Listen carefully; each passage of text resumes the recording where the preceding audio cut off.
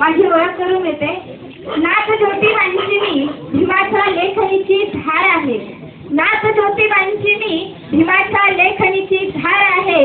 अन्याय जुलमाविरुद्ध ही क्रांतीचा विचार आहे. उतरले रणांगणावर तर जय भीमचा अंगार आहे.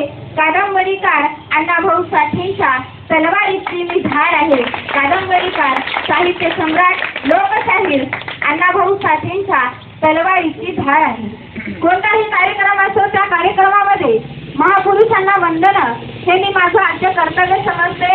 म्हणूनच बौद्ध धर्माचा महान असा संदेश देणारे महाकारुणिक तथागत भगवान गौतम बुद्ध शिव तुझे नाम ठेविले पवित्र सूत्रनी असे विलेखून शिवरायांना छत्रपती ही पदवी बहाल करणारे जगद्गुरु संत तुकोबाराय स्वराज्याची संकल्पना उराची बाळगून स्वराज्य पुत्र जन्माला घालणारे शहाजी राज्य भोसले स्वतःच्या एकाच खुशीमध्ये दोन छत्रपती घडविणाऱ्या राष्ट्रमाता राज्यमाता माँसाहेब जिजाऊ या महाराष्ट्राच्या मातीमध्ये रोवलेली पहाड काढून गुलामीच्या ठिकाणावरती पहाड काढण्याचं काम ज्या माऊलीनं केलं त्या राष्ट्रमाता राज्यमाता माँसाहेब जिजाऊ विद्याविना मती गेली, मतीविना नीती गेली, वित्ताविना वित्त गेले, वित्ताविना शूद्र खचले, एवढे अनर्थ एका अविद्येने केले अशी शिकवण देणारे महात्मा ज्योतिराव फुले अज्ञानाच्या अंधकरणात खितपत पडलेल्या दिनांना खुदितपत मार्ग दाखविणारी खरी खुली विद्येची दैवत असणारी क्रांतीज्योती सावित्रीबाई फुले शिका संघटित आणि संघर्ष करा असा महान मोलाचा मूलमंत्र देणारे भारतीय राज्यघटनेचे शिल्पकार विश्वरत्न दलितांचे कैवारी बोधिसत्व परमपूज्य डॉक्टर भीमराव रामजी आंबेडकर. अरे गुलामीच्या या चित्रामध्ये का ऋतून बसला ऐरावत. अरे गुलामीच्या या चित्रामध्ये का ऋतून बसला ऐरावत. अंग घालून नीट बाहेर हे बिनीवरती घावर जग बदल घालून घावर जग बदल घालून घावर मग सांगून गेले भीमराव असा आवाज शब्दबद्ध करणारे लोकशाहीर साहित्य सम्राट अण्णाभाऊ साठे या सर्वच महापुरुषांच्या कृतीशील विचारांना आणि कार्याला प्रथमतः मी तुम्हा सर्वांच्या टाळ्यांच्या गजरामध्ये विनम्र अभिवादन करते. या ठिकाणी आज सगरोळीमध्ये मोठ्या थाटामाटामध्ये लोकशाहीर साहित्य सम्राट अण्णाभाऊ साठे यांची जयंती आज आपण साजरी करत आहोत. या जयंती निमित्त मी कवयित्री अनिशा दोडके माझी स्वरचित कविता तुमच्या समोर सादर करते. कवितेचं शीर्षक आहे लोकशाहीर अण्णाभाऊ साठे.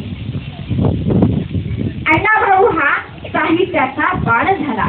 अरे वास्तवातलं सत्य मांडलं अण्णाभाऊंनी स्वतःच्या लेखणीने. अरे वास्तवातलं सत्य मांडलं अण्णाभाऊंनी स्वतःच्या लेखणीने. ना कधी शाळेत गेला अण्णा ना कधी डिग्र्या मिळवल्या पण भीमाचा संदेश जग बदल हा शब्दबद्ध केला. अरे मुंबई पैसा विना चालत गेला रशियात जाऊन शिवचरित्र गाऊन सन्मान झाला. अरे मामा फकीराची गुटी घेऊन मामाची कहाणी लिहून गेला. अरे मामा फकीराची गुटी घेऊन मामाची कहाणी लिहून गेला. वालुराईचा पुत्र गोजिरा आम्हा साहित्याची खाण गाऊन गेला.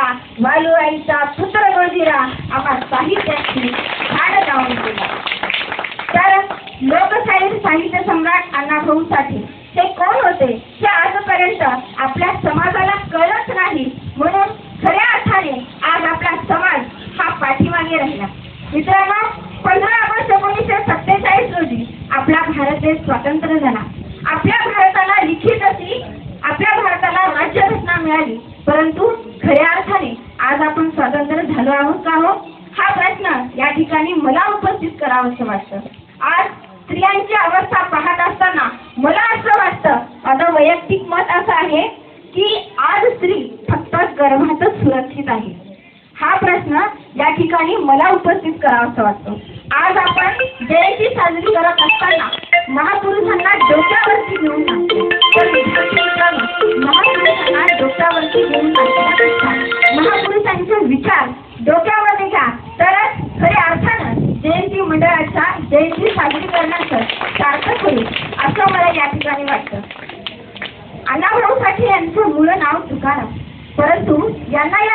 कोणीच ओळखत नव्हतं.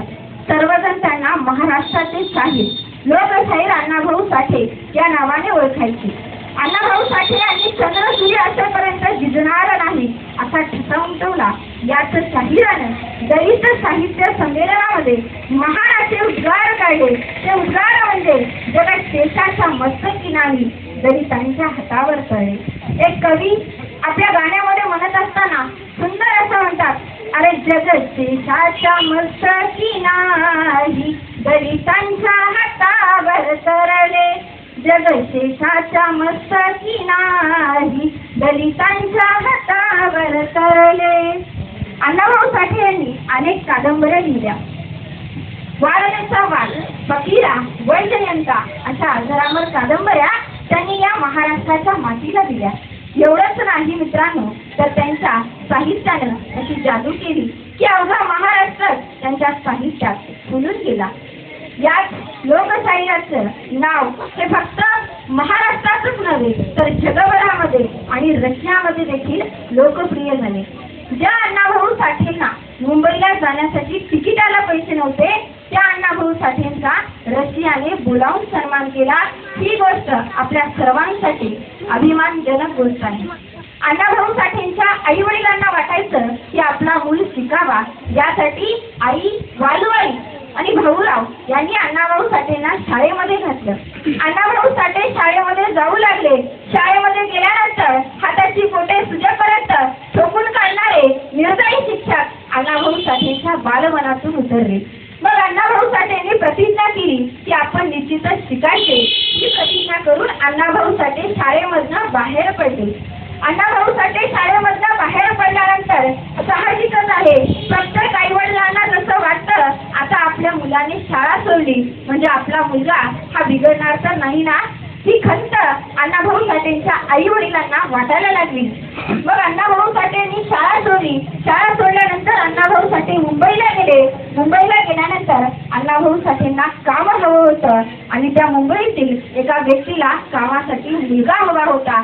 सुदैवाने या दोघांची गाठ भेट झाली आणि अण्णाभाऊ साठेंना काम मिळालं. अण्णाभाऊ साठेंच्या हाताला काम आणि कामाला दाब मिळालं. मग अण्णाभाऊ साठे कापड विक्याचं काम करत करत त्याच काळात अण्णाभाऊ साठेंनी संपूर्ण मुंबई पायाखाली पालथी घातली आणि कशी तरी बाराखडी वाचता येणाऱ्या अण्णाभाऊ साठेंना आता भिंतीवरचे बोर्ड वाचता येऊ लागले आणि भिंतीवरचे बोर्ड वाचणाऱ्या या अण्णाभाऊ साठेंनी लिहायला सुरुवात केली. लिहिता लिहिता अण्णाभाऊ साठेंनी अनेक कादंबऱ्या लिहिल्या. त्यांच्या अनेक कादंबऱ्या जगभरामध्ये प्रसिद्ध झाल्या.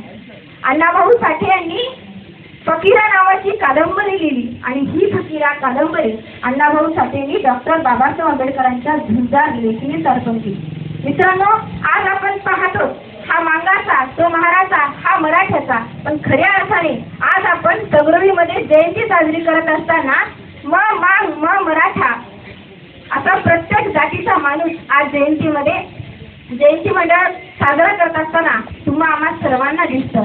म्हणजे याचा अर्थ खऱ्या अर्थाने तुम्ही सर्वांनी अण्णाभाऊ साठेंचे विचार आत्मसात केले असं या ठिकाणी साध्य होतं. एवढंच नाही मित्रांनो, डॉक्टर बाबासाहेब आंबेडकरांच्या झुंजार लेखणीत अण्णाभाऊ साठेंनी ज्यावेळी फकीरा नावाची कादंबरी अर्पण केली त्यावेळी एक कवी सुंदर अशा ओळीमध्ये लिहित असताना म्हणतात, एका मर्दान लिहिली फकीरा छान, एका मर्दान लिहिली फकीरा छान, केली बाबासाहेबाला अर्पण, एका मर्दान लिहिली फकीरा छान, केली बाबासाहेबाला अर्पण. मित्रांनो, मग लोकशाहीर अण्णाभाऊ साठेंचा आदर्श पुन्हा आम्हा सर्वांना काय घ्यायचा आहे तर अण्णाभाऊ साठे आपण म्हणतो की 1.5 दिवसाची शाळा शिकली. मग खऱ्या अर्थानं आपण रोज शाळेत जातो. मग आपण जरी साहित्य लिहू शकलो नाही तरी आपण साहित्य वाचू तर शकतो. जो वाचला तोच टिकला असं म्हटलं जातं. आणि डॉक्टर बाबासाहेब आंबेडकर म्हणतात की तुमच्याजवळ 2 रुपये असतील तर 1 रुपयाचं पुस्तक घ्या आणि 2 रुपयाची भाकरी घ्या. कारण पुस्तक हे तुम्हाला जीवन जगवायला शिकवेल आणि भाकरी जीवन जगायला शिकवेल. खऱ्या अर्थानं तुम्ही सर्वांनी महापुरुषांचे विचार आत्मसात करावा हाच या मागचा उद्देश आहे. आणि आज या ठिकाणी जयंती मंडळातील अध्यक्ष, उपाध्यक्ष व इतर सर्व सदस्यांनी मला या ठिकाणी भाषण करण्याची संधी उपलब्ध करून दिली. त्याचबरोबर माझे मत तुमच्या समोर मांडण्याची संधी उपलब्ध करून दिली. त्याबद्दल मी तुम्हा सर्वांचे या ठिकाणी ऋण व्यक्त करते. शेवटी जाता जाता एवढंच म्हणते, अरे मोजू तरी किती उंची तुझ्या या कर्तृत्वाची, अरे मोजू तरी किती उंची तुझ्या या कर्तृत्वाची. तू देव नव्हतास, तू देवदूतही नव्हतास, तू देव नव्हतास, तू देवदूतही नव्हतास. पण या सर्व जगभराला वास्तववादी लिखाण करून आमच्या सर्वांची वास्तविकता मांडणारा तू एक साहित्य सम्राट, लोकशाहीर अण्णाभाऊ साठे होतात. लोकशाहीर अण्णाभाऊ साठे होतात. अरे जातीचं कोणत्या नोंद घेणार माझी, अरे जातीचं कोणत्या नोंद घेणार माझी. रक्तात भीम माझ्या डोक्यात शिवाजी, रक्तात भीम माझ्या डोक्यात शिवाजी. या ठिकाणी उपस्थित सर्वांचे पुन्हा एकदा ऋण व्यक्त करते आणि या ठिकाणी माझे लांबलेले भाषण थांबवते. मला